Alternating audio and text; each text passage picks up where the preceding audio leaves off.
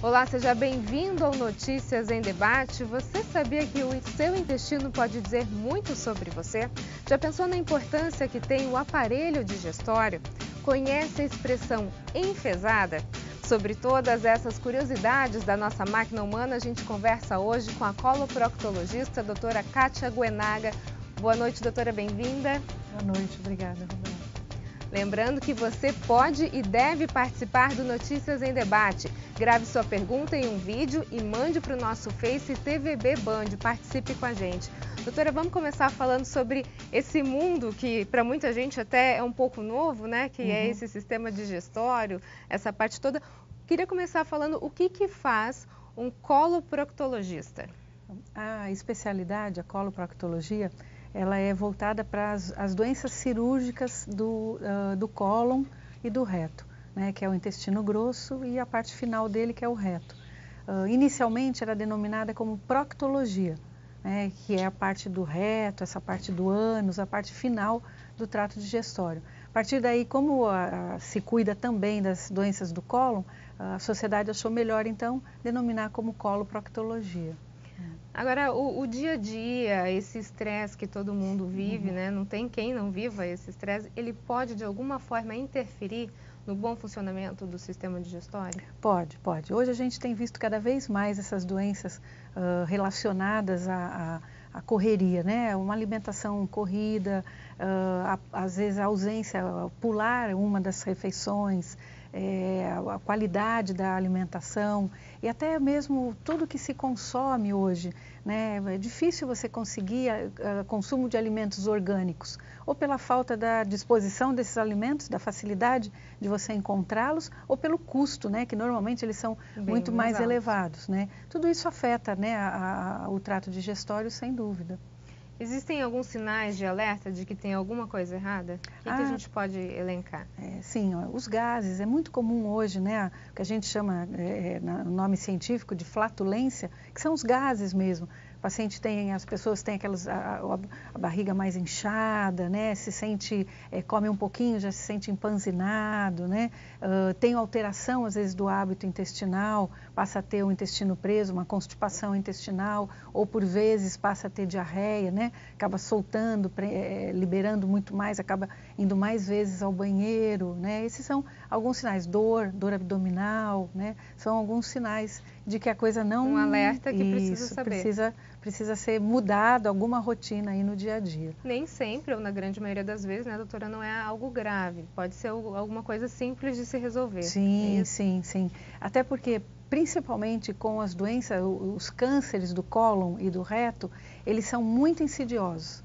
Para que o paciente tenha um sintoma maior, Roberta, normalmente o tumor já está mais avançado, né? Que no início, quando ainda é muito mais facilmente tratado, é muito difícil se ter algum sintoma aparente. Às vezes, hoje existe um exame chamado pesquisa de sangue oculto nas fezes, que ele pode sinalizar quando a pessoa tem um pólipo, né? Alguma coisa que seja uma lesão considerada pré-câncer. Agora, então, não tem como descobrir isso? Existem alguns exames que as pessoas devem fazer mesmo sem ter nenhum sintoma, é isso? Isso. A Sociedade de Coloprocto preconiza que aos 50 anos, e não somos só nós, isso é um protocolo do mundo inteiro, que aos 50 anos todos façamos uma colonoscopia. Dentro da medicina, nós temos alguns exames que a gente denomina como padrão ouro.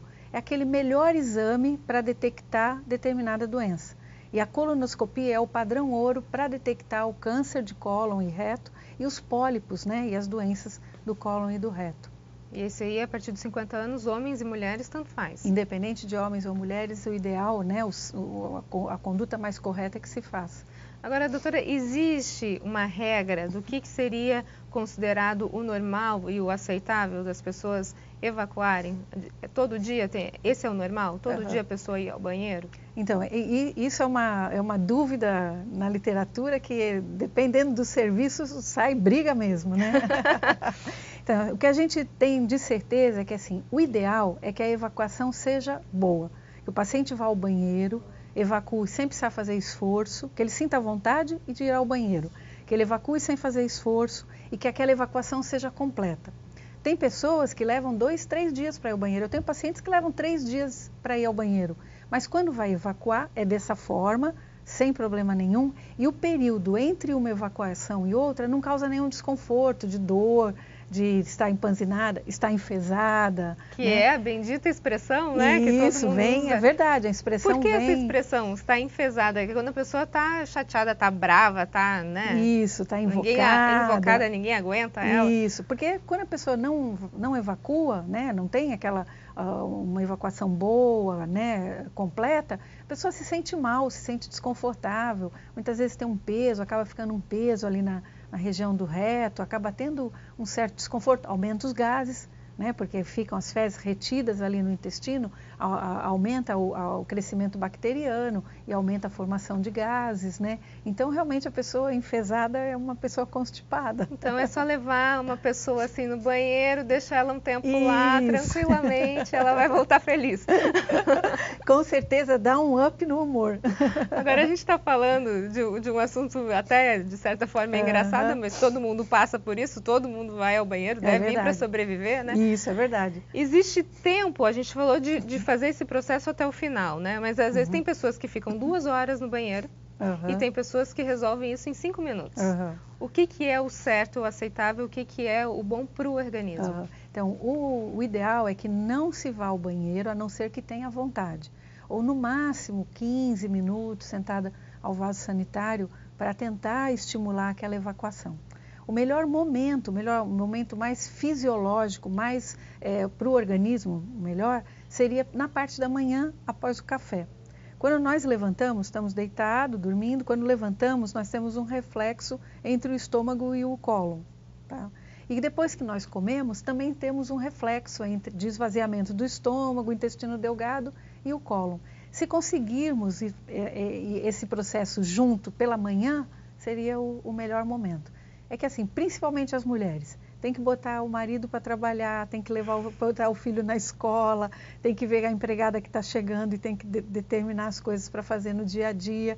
E a mulher é a pior, né, situação que se tem, porque ela acaba às vezes prendendo e não vai ao banheiro.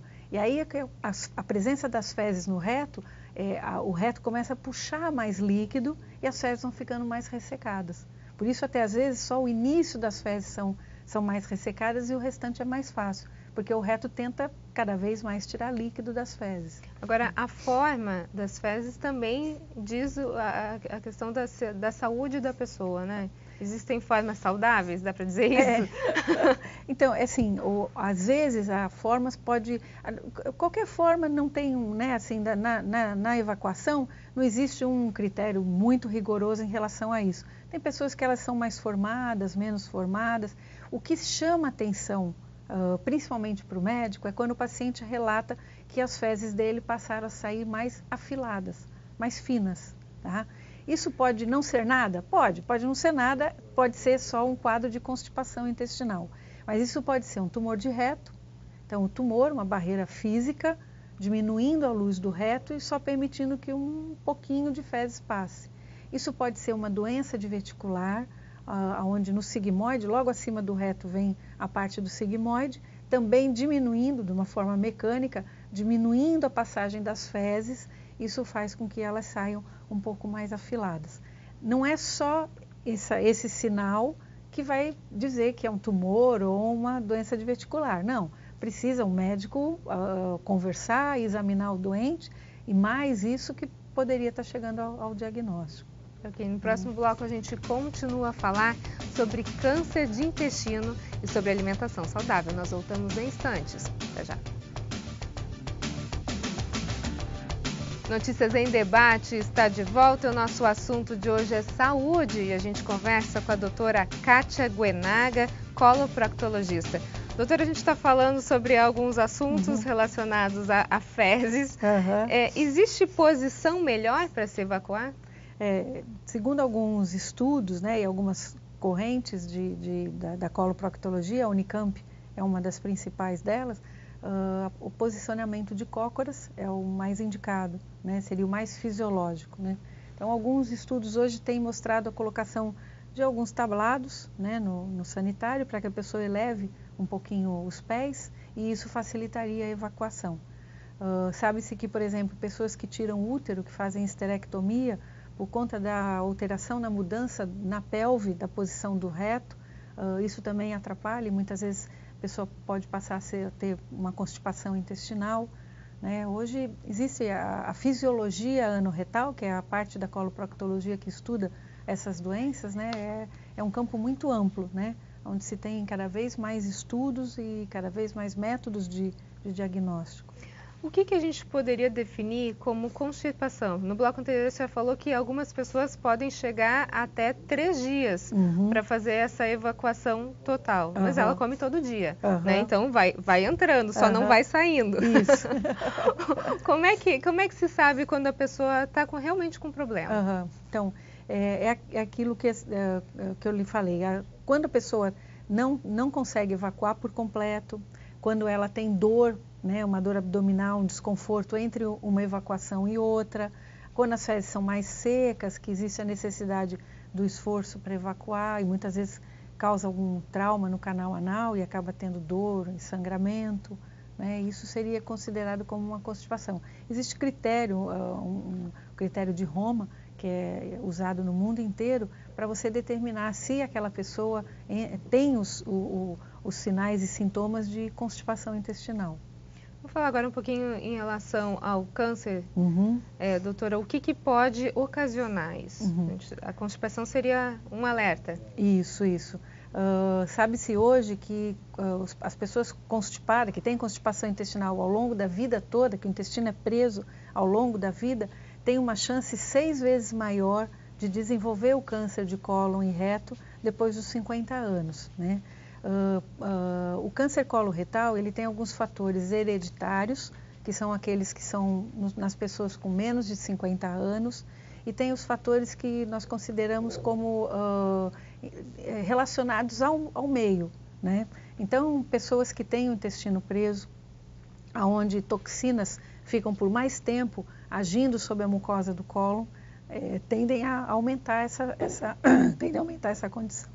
Agora, para essas pessoas, pode ficar à vontade, para essas pessoas que têm essa necessidade, que tipo de alimentação seria adequada? Sabe-se que os condimentados, por exemplo, as pimentas, essa questão dos embutidos, isso já está amplamente divulgado como sendo tendo mais toxinas, principalmente para o cólon e o reto.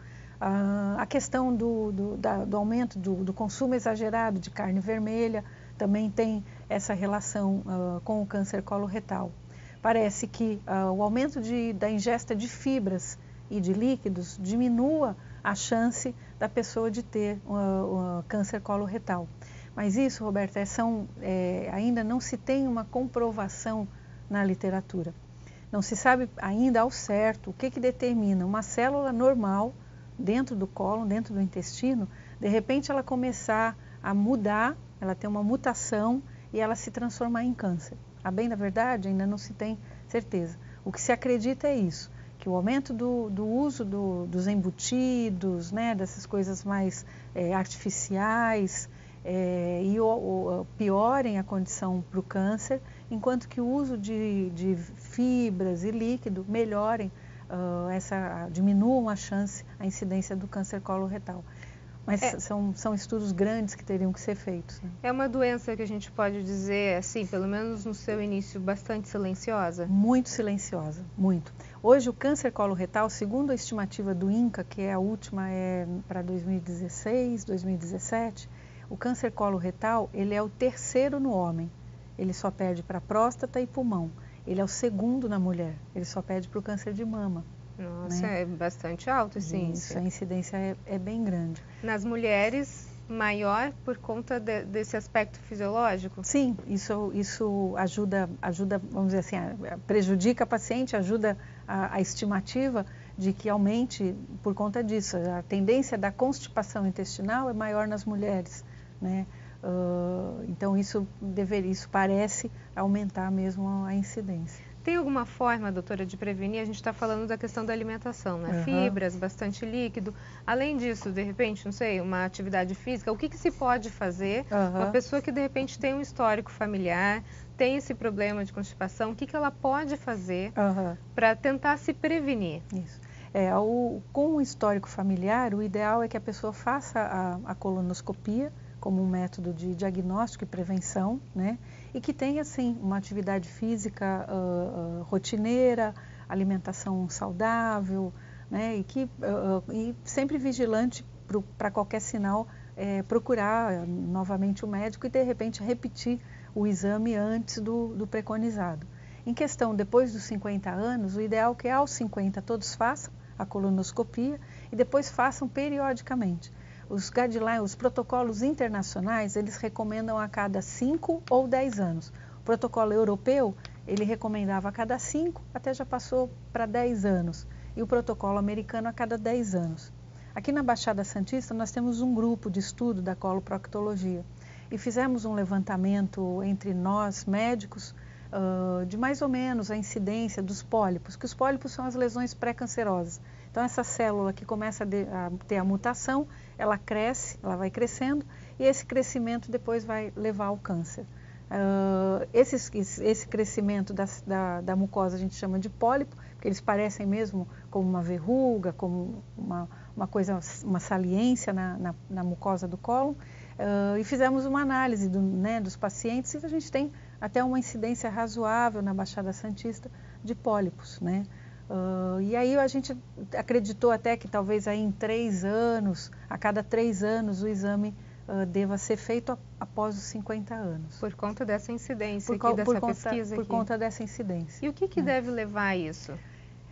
A gente tem várias contaminações, né? Já tivemos contaminação de mercúrio, né? Nós temos a proximidade de grandes indústrias, né? Então, provavelmente, se tiver razão de ser que a presença das toxinas por mais tempo na parede do cólon levem ao câncer, esse seria um dos motivos, né, para que essa incidência seja maior.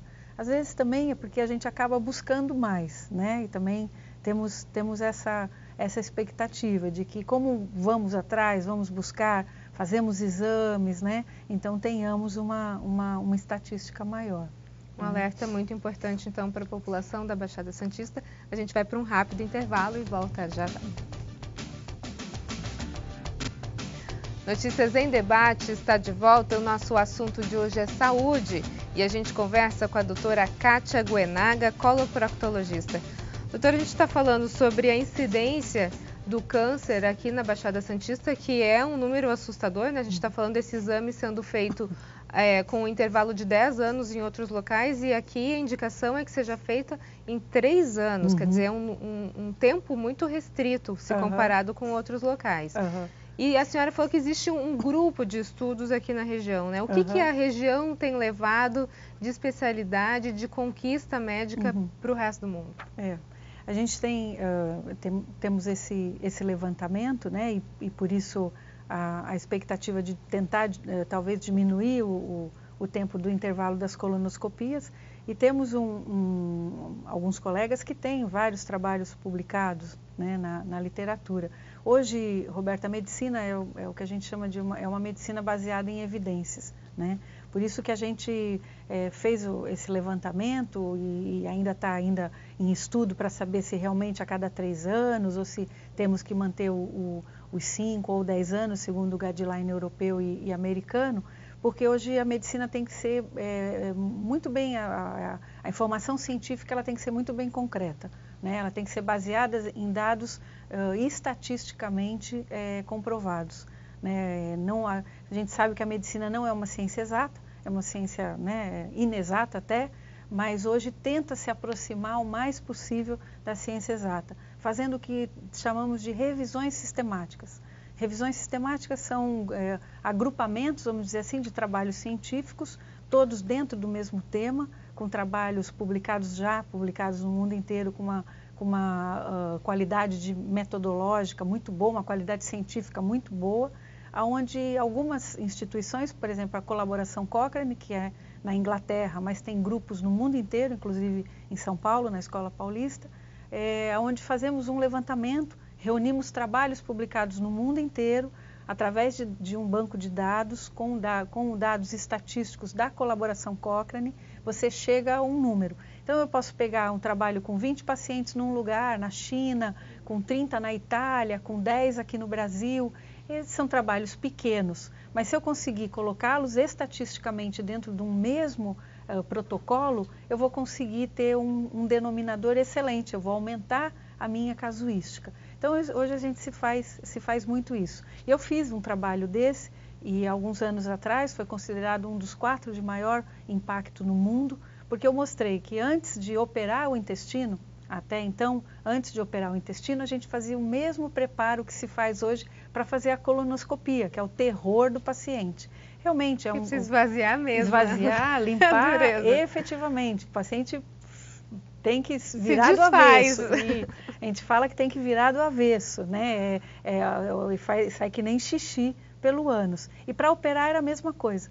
Então eu consegui reunir trabalhos publicados no mundo inteiro, pequenos em cada um, mas quando somados ficaram muito grandes, e mostrei que não há maior índice de complicação. Então, assim, é muito bom, o paciente não precisa fazer aquela limpeza, porque ele já vai fazer aquela limpeza que tem uma espoliação, debilita o paciente e depois ele ainda vai para a cirurgia. Hoje não, hoje o paciente simplesmente vai para a cirurgia, como se eu fosse operar uma vesícula. E o risco de contaminação, como é que fica? É a mesma, no mínimo é igual a se você limpar o intestino, se você fizer o preparo. Então eu mostrei com dados estatísticos, cientificamente comprovado, e essa conduta, essa rotina agora, na Dinamarca, Nova Zelândia, na Inglaterra, né, no Reino Unido, o Canadá, alguns lugares, alguns hospitais aqui no Brasil, não preparam mais o cólon, que a gente fala, um preparo do cólon, não limpam mais o intestino antes da cirurgia de cólon, a não ser em algumas situações muito especiais. Esses países todos adotaram uma prática que saiu aqui de Santos, é isso? Isso. Né? Eu tenho mestrado e doutorado na Escola Paulista, né? E foi o meu trabalho de mestrado. Né? Agora, com toda essa especialidade e esse corpo clínico estudando isso aqui na nossa região, existe um local de referência nesses estudos aqui, doutora? A gente, como nós somos, um grupo não é grande, nós estamos um pouco dispersos, né? Cada um em seu hospital.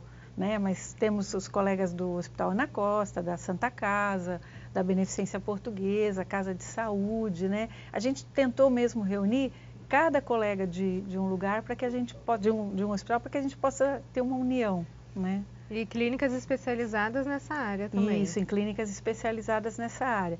A gente tem agora, depois de algum tempo, conseguiu um sonho há muito desejado, que é a abertura de uma clínica. Eu e a doutora Deise Aparício, estamos fazendo um instituto de gastroenterologia e coloproctologia. Então, todas as doenças do trato digestório vão estar abraçadas, vamos dizer assim, na nossa clínica, na Gastroclinic.